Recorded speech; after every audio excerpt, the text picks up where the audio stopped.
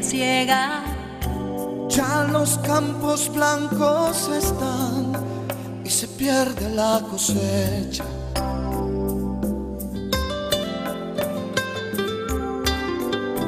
Dios vino a salvar a este mundo y nos dijo que fuésemos su voz. Llevemos el mensaje de paz. Llevemos el mensaje de amor. Declaremos la verdad. Declaremos la verdad. Ahora es el tiempo, este es el momento de levantar la bandera del amor. Marchemos unidos, luchando, llevando la luz del Señor. Señor, extiende tu mano, levanta el caído, recuerda la misericordia y el perdón. Es Cristo el motivo de nuestra canción. Ahora es el tiempo para salvación. Que tu vida refleje la luz, el amor de Jesús.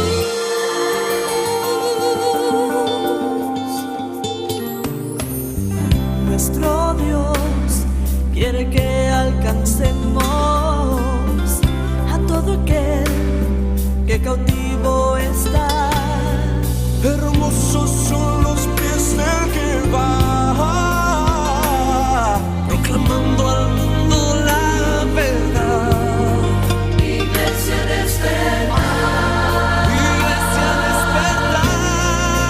Ahora es el tiempo, este es el momento de levantar la bandera del amor. marchemos unidos, luchando, llevando la luz del Señor. Extiende tu mano, levanta al caído, recuerda la misericordia y el perdón. Es Cristo el motivo de nuestra canción. Ahora es el tiempo para salvación. Que tu vida refleje la luz y el amor de Jesús. Ya es hora de despertar y por más obreros pedir. Unidos podemos llevarle al mundo la esperanza de un nuevo vivir. Ahora es el tiempo, este es el momento de levantar la bandera de amor. Marchemos unidos, luchando, llevando la luz del Señor. Extiende tu mano, levanta el caído, Recuerda la misericordia y el perdón. Es Cristo el motivo de nuestra canción. Ahora es el tiempo para salvación. Que tu vida refleje la luz. Que tu vida refleje la luz. Que tu vida refleje la luz.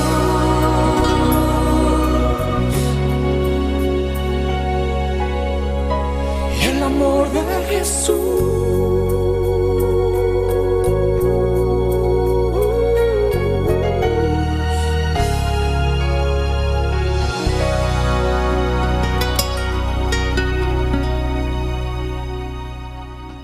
Tú y yo tenemos la palabra de un Dios viviente en nuestras manos. Y este es un manual impresionante. ¿Por qué? Porque el creador del universo escribió este libro. Este no es cualquier librito. Y a veces nosotros tratamos con demasiado desprecio y falta de respeto lo que es la palabra de Dios. No lo apreciamos como debiéramos. Parte de lo que quería hacer el pastor con el video precisamente es enfatizar lo que debiera significar para cada uno de nosotros la palabra de Dios. Nosotros, la mayoría de nosotros, me incluyo yo, mi Biblia, ¿dónde? Bien guardado. Y hasta lo sacamos, lo desempolvamos para presumir, este lo heredé de mi bisabuelo. Hermanos, no es un elemento sentimental, es la palabra de Dios. Esta es una espada de dos filos que penetra hasta donde no quieres. Amén. O sea que la palabra de Dios se va a meter. Yo le dije a la congregación cuando empezamos, le dije, hermano, nomás les voy a decir una cosa. Nosotros no estamos aquí para hacer ni entretenimiento, ni conciertos, ni eventos divertidos. Estamos aquí para ser discípulos. Es lo que dice la palabra. Aquí no se trata de que nos vayamos sintiendo muy bonito, no. Se trata de que tú y yo salgamos de este lugar retados en algo que Dios nos habló y que tú y yo seamos transformados y cambiados por la palabra de Dios. De eso se trata esto. Si tú y yo salimos emocionados, esa emoción te va a durar lo que en 2 horas estés empachado. Se acabó la emoción. Amén. Eso es lo que dura una emoción. 2 horas ya te empachaste porque comiste demasiado y te cayó mal la comida y ya se acabó la emoción. Es lo que dura la emoción. Yo quiero decirte algo, la palabra de Dios es una espada de 2 filos que penetra hasta el rincón más escondido de mi vida. Y ahí la palabra se mete y anda cortando y modificando cosas en mi vida, en mi carácter. ¿Para qué? Para que yo sea formado al carácter de ¿quién? Bueno, ¿cuántos hay aquí que ya tienen el carácter de Cristo? No, es que nos falta, hermanos. No hemos llegado. Anhelamos tener el carácter de Cristo. Ese es nuestro anhelo. Pero la verdad, todos los días negamos que hayamos llegado incluso al carácter de Cristo. ¿Cuántos han dudado? Pues eso no es el carácter de Cristo. Amén. ¿Sí? Cristo, ¿a poco dudó Cristo alguna vez? No, para nada. Caminó en confianza y autoridad, en obediencia al Padre en todo. Y no había nada que lo hacía titubear en su camino. La presentación del día de hoy que les quiero dar la palabra, me estaban preguntando un título. Yo la verdad, normalmente sí tengo un título para un sermón, pero esto lo que armé ahorita no es un sermón. Agarré varias cosas que tengo y los junté para llevarnos por un camino en la que Dios puso en mi corazón para nosotros en esta mañana. Pero les dije, bueno, pues ¿saben qué? Pónganle quién soy yo. ¿Cuántos de nosotros sabemos quiénes somos? Tú te sabes tu nombre, quizá conozcas dónde naciste, quizá conozcas, tengas conocimiento de tus padres terrenales. Pero la verdad, el saber quiénes somos es un problema, es un dilema en el sentido de realmente el significado de mi vida personal. ¿Qué es lo que significa mi vida a la luz de todo lo que está alrededor de mí? Y muchos de nosotros tenemos complejos, temores, nos sentimos insuficientes, hasta para cosas sencillas, mucho menos para ser un hombre de Dios, un misionero notable. ¿Cuántos han oído de un misionero que se llamaba David Livingstone? David Livingstone fue uno de los gigantes en las misiones en el siglo XVII y XVIII. Este hombre fue uno de los que descubrió todo el continente de África. Tuvo una cosa tremenda en su vida. Yo quiero decirte algo, fue tan grande su fama que la realeza de Inglaterra lo invitó a sesiones privadas para conocerlo en persona y que él contribuyera incluso a los mapas oficiales de la realeza del continente de África. Ese fue David Livingstone. Y David Livingstone fue para allá para ser un misionero. Yo te aseguro, cuando David Livingstone era joven, niño o muchacho, tenía las mismas inseguridades que tú y yo. Las mismas dudas sobre su existencia. No sabía quién era, no sabía dónde iba, no sabía lo que iba a hacer. Pero en el transcurso de su desarrollo, Dios empieza a obrar en su vida, Dios empieza a trabajar en su vida, Él empieza a creer la palabra. Y cuando menos piensas, yo le digo a la gente, atrévete a obedecer al Señor en la palabra para que te sorprendas. Amén. Obedécele y vas a ver lo que pasa. Dios apoya su palabra. Él no te mandó, ay, tienen algo para leer interesante mientras regreso. Eso no es la Biblia. Ay, tengan un libro para leer mientras regreso en mi segunda venida. Ahí les voy a dar algo interesante para que lo lean. No, hermanos. La palabra es viva y eficaz.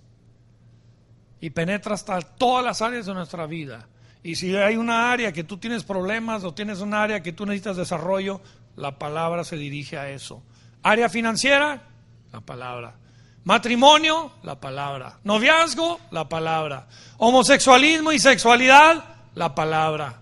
Todo está ahí. Es el manual de la vida. Y está completo, y el autor no es nadie menos que el creador del universo. Algo que los más sabios humanos no pueden entender. No lo entienden el universo. A ver, alguien explícame de qué está hecho la luz. Ah, pues Dios dijo, sea la luz. Y los científicos no se explican de qué está hecho. No saben de qué está hecho. Tiene propiedades, saben cómo funciona, saben cómo generarlo, saben cómo manejarlo, manipularlo, pero no saben de qué está hecho. Mi Dios dijo, sea la luz. Ese es el que escribió la Biblia. Amén. Entonces, ¿quién soy yo? En dos sentidos quiero que entendamos esta pregunta. Uno, identidad personal, y la otra, que de repente, así como Moisés, así como Gedeón, cuando llega el ángel y les empieza a decir, así cuando Dios llega a tu vida, cuando un ángel llega a tu vida y te dice, hey, Jerry, te quiero usar en esto. ¿Quién? ¿Yo? Así dijo Gedeón, ¿sí o no? ¿Cuántos han dicho eso con el Señor cuando Dios te empieza a hablar? No, Señor, ¿a quién le estás hablando? Estás hablando a otro que está por acá atrás, ¿no? Porque a mí no me estás hablando. Eso es lo que sucede en nuestra vida cuando de repente como seres humanos nosotros estamos dudando del potencial en nuestra vida en obediencia al Señor. Y de eso quiero hablar en este día, porque yo quiero que tú entiendas, cada uno de nosotros entendamos. Yo no quiero que nos vayamos de esta reunión como entramos por esas puertas. El Señor desea que salgamos de aquí enriquecidos por lo menos un poquito en nuestra identidad personal en la obediencia a Dios. Te vas a sorprender de lo que Dios puede hacer con tu vida, y esa es mi oración y mi esperanza en esta tarde, ya van a ser tarde. Para empezar, la obra de Dios es grande. No es una obra chiquita, no es una cosa leve, hay una necesidad enorme. Iba a leer toda una presentación sobre la enormidad de la necesidad en el mundo, pero les voy a dar unas estadísticas de México nada más para que entendamos el tamaño de la necesidad. ¿Cuántos saben en todo este hemisferio, desde Alaska hasta Patagonia, cuál país tiene más grupos de lenguas en todo este hemisferio? Estados Unidos tiene más o menos 60 nativos. Brasil tiene 153 más o menos. ¿Qué país cree usted tiene el mayor número de lenguajes, de idiomas? México, 312. Es el país más complejo culturalmente. Ahora te voy a explicar algo. ¿Cuántos hablan alemán? ¿Verdad que nadie? Por eso dije alemán. Si tú te encuentras a alguien, por ejemplo, estábamos nosotros en el avión y estaban unos sentados delante de nosotros que andaban hablando en Eslovenia, o yo no sé en qué idioma andaban hablando, pero un idioma de allá de los escandinavos. y el señor hasta con unas características fisiológicas medio curiosas que andábamos nosotros riéndonos. Pero te quiero decir una cosa, ¿verdad que nosotros no, si no hablamos un idioma, ¿qué nos vamos a entender con esa persona? Ahora, tú sabes que cada una de esas personas tiene su propia cultura. No, es que en nuestra tierra tenemos estas costumbres. Esta es nuestra costumbre en esta época del año y nosotros hacemos el matrimonio de esta manera y nosotros en tal fecha del año celebramos este festejo y ese festejo se sirve X platillo y el patriarca se pone de pie ante la mesa y hace este tipo de procedimiento. O sea, los judíos tienen su cultura, los rusos tienen su cultura, los alemanes tienen su cultura y si tú quieres evangelizar a un alemán, véaslo como mexicano y a ver cómo te va. Amén. Tú tienes que contextualizarte a la cultura del alemán para saber cómo ministrar al alemán. Ahorita te voy a decir un ejemplo de una de las naciones que incluso hablan tu idioma y que son difíciles de evangelizar. ¿Sabes quiénes son? Los españoles. ¿Por qué? Aborrecen la religión, odian a Dios, no quieren saber nada de la iglesia, duros. Y hablan español, pero la cultura del español es diferente a la del mexicano. Y tú y yo para ir a trabajar entre los españoles tenemos que usar una estrategia. ¿Por qué les estoy diciendo todo esto, hermanos? ¿Saben por qué? Porque cada uno de esos grupos etnolingüísticos de México, 300 y feria, tiene su propia cultura. No es como que vamos a ir a predicar allá a la sierra y va a haber grande avivamiento y se van a entregar al Señor miles. Te tengo una noticia, empieza a predicarle un cora o un huichol en la sierra y verás cómo te va. Amén. Los huicholes orientales, de allá cerca de los Altos de Jalisco y lo que es Zacatecas, si tú les empiezas a predicar el evangelio te van a matar. Amén. ¿Cuántos quieren ir conmigo? Entonces lo que la verdad es que tenemos que entender que hay 312 grupos etnolingüísticos en México, es el más alto número de cualquier país americano, sin contar las etnias guatemaltecas. La población total de indígenas en México varía entre 5 y 11 millones, dependiendo de quién está tomando el censo. No es poquita gente. La población total no cristiana entre las etnias en México supera los 5 millones. Más de 5 millones de indígenas que no conocen el evangelio. 115 de estos grupos, de los 312, ya han sido considerados alcanzados con el evangelio. 130 o más son grupos que se consideran no alcanzados. Y 36 de esas etnias ni siquiera tienen trabajo de penetración con el evangelio, de inicios, de comienzos. 4% del total tienen la Biblia completa. 4%. Estás hablando de 12 idiomas que tienen la Biblia completa, de 312. Otro 5% tienen el Nuevo Testamento, ya son 9% que tienen el Nuevo Testamento y 19% que tienen por lo menos porciones de la Biblia. En otras palabras, la necesidad de las escrituras en sus idiomas todavía es una necesidad muy grande. Dos de las etnias donde nosotros estamos trabajando son los Guarijío y los Tarahumara Baja. El Tarahumara Baja acaba de publicar su Nuevo Testamento apenas hace 12 meses, hace un año. Nuevo Testamento nada más, no tienen la Biblia completa. Y el Guarijío están actualmente en esta fecha terminando los traductores de revisar las últimas porciones del Nuevo Testamento también. Todavía no lo tienen editado. En analfabetismo entre las etnias en promedio es arriba del 70% en más de la mitad de las etnias. Analfabetismo. Esas son las necesidades que existen en las etnias de México. Muchos no lo saben. Aquí no estamos hablando de misiones en la ranchería, en los pueblos o en la ciudad. Estamos hablando de las sierras, zonas marginadas, donde la gente vive muy apartados.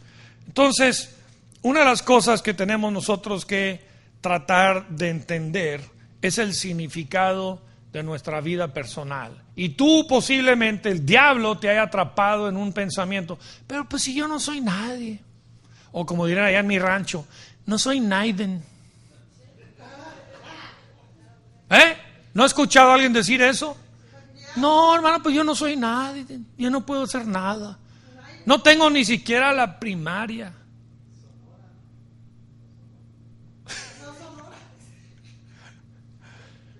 No tengo ni la primaria.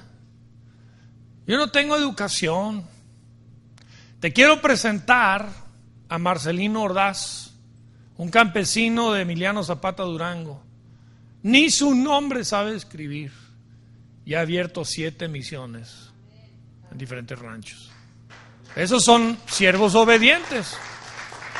Te quiero presentar un Modesto Soto, el que ustedes han visto en el video con mi hermano Marcos, el de Enciende una Luz. Modesto Soto, cuando yo lo conocí, tenía 11 años de edad, no escribía, no leía, no sabía escribir su nombre. Ellos, cuando levantaban un documento, un acta, ponían su huella digital porque no sabían escribir su nombre. Ahora él ha predicado hasta en Canadá, ha viajado en muchos países, ha levantado misiones en toda la sierra de Durango, entre su etnia y también hasta entre los mexicanos, lo que ellos llaman los mestizos. Estamos hablando de que no tiene nada que ver tu capacidad, entre comillas, de lo que, no, pues es que no tengo preparación, no tengo escuela, no tengo conocimiento. No, yo te voy a decir una cosa, yo he conocido gigantes en el reino de Dios que se atrevieron a ser obedientes a la palabra y la manera en que Dios los usa a ellos. Entonces yo deseo que cuando tú te vayas aquí, salgas retado de aquí con unos testimonios que yo te voy a dar. Y para empezar, te voy a dar unos de la Biblia. Usted puede decir, pues es que yo no creo que Dios me pueda usar en su obra. Bueno, Noé era un borracho. Amén. Abraham estaba muy viejo. Porque algunos dicen, no, es que estoy viejo, ya estoy muy grande, yo ya no puedo hacer eso. Isaac era un soñador. Jacob era un estafador engañador. Lea, hermanas, Lea era del linaje de Cristo, ¿sí o no? Lea estaba fea. Léalo en la Biblia. No la quería su marido y fue la que le dio todos sus hijos y de ahí fue la descendencia de Cristo. Fíjate nada más, la que él quería, esa no tenía descendientes para la descendencia de Cristo, era Lea, la fellita. Amén. Por eso que hacemos felices, con nomás que nos quieren, con eso nos conformamos. José fue abusado, ¿verdad? Moisés tartamudeaba. Gedeón era un miedoso. Sansón era un baquetón greñudo. Rahab fue una prostituta y es del linaje de Cristo. Jeremías y Timoteo, los dos estaban demasiado jóvenes, porque tú puedes decir, no, pues yo estoy muy joven, yo no voy a poder hacer nada hasta que yo sea más maduro, etc. No, Jeremías y Timoteo, cuando Dios los empezó a usar, estaban muy jóvenes. David, el rey, era un adúltero asesino. Así es. Elías tenía tendencias suicidas. Siempre le estaba diciendo a Dios, mátame, Señor. Ya acaba con mi vida. Eran tendencias suicidas del profeta. Isaías predicó desnudo una vez. Fíjate nada más. Jonás huyó de Dios. Noemí era una viuda. Job quedó en total bancarrota. No tengo dinero. no tengo posesiones. Juan el Bautista comía bichos. Pedro negó a Cristo 3 veces. Los discípulos se quedaban dormidos en medio de la oración. Aquí no hay de esos, ¿verdad? Marta se preocupaba por todo. La mujer samaritana era divorciada múltiples veces, no dice cuántas, pero muchas veces había sido divorciada. Y esa mujer evangelizó su ciudad. Léalo en la palabra. Muchos creyeron ese día, dice la palabra. Zaqueo estaba muy chaparrito. Pablo era un religioso. Timoteo tenía úlcera. Si esta prédica está siendo de bendición para tu vida y deseas en tu corazón ser parte de nuestro ministerio, te pido que llames a los teléfonos que están en pantallas y bendícenos con una ofrenda o con una siembra. Esto ayudará para seguir predicando el Evangelio a todas las personas necesitadas. Hemos tenido llamadas y han sucedido cosas grandes. Si tú eres parte de nuestro equipo, nos ayudarás a expandir el Evangelio. Que Dios te bendiga y ayúdanos a seguir predicando la palabra de Dios.